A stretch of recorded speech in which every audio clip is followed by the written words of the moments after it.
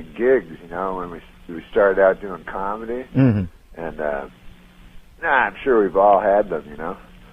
But I was remembering this one that maybe I'd share with you. Tell me.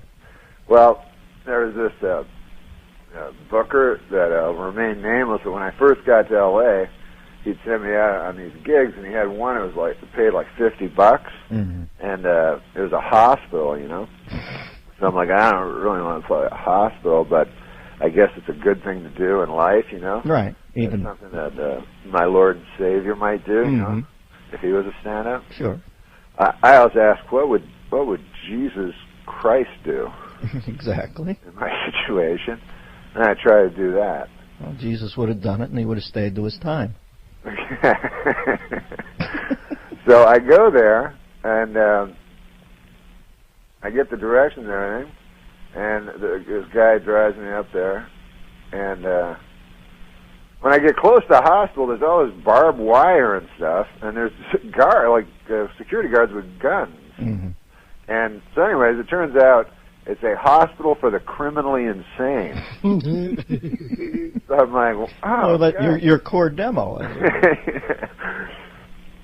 So I was like, oh God, like I had to, because I was thinking about my jokes were kind of geared towards the terminally ill, you know.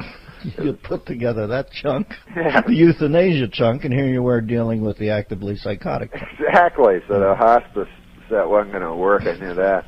So I get in, and then also I'm going like, I don't even know if these people deserve a show, you know? They're criminally insane. And so I go, well, where do I perform, you know? They have a theater in the hospital.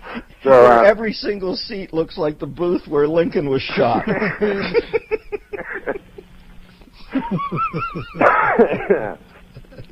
So anyway, you commence the guy says to me backstage, he goes, last week we had the Gatlin brothers.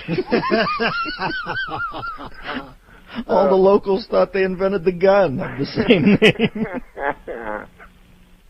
So I get out there, and it's only about 80 people, you know. Right. And this is like, I didn't even draw the whole joint, you know.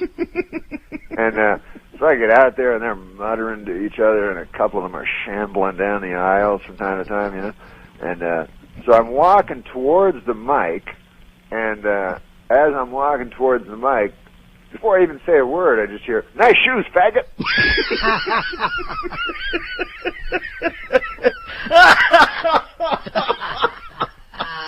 Oh, Norman. How much more is the story? I'm up against a break here. What do you got? It's over. I just went out on stage. I said like 2 words, and another guy said, Leon's right, that's a faggot-ass shoe. And then I left because I was the only guy that could leave. Oh, Norm, you are a beautiful piece of work, my friend. You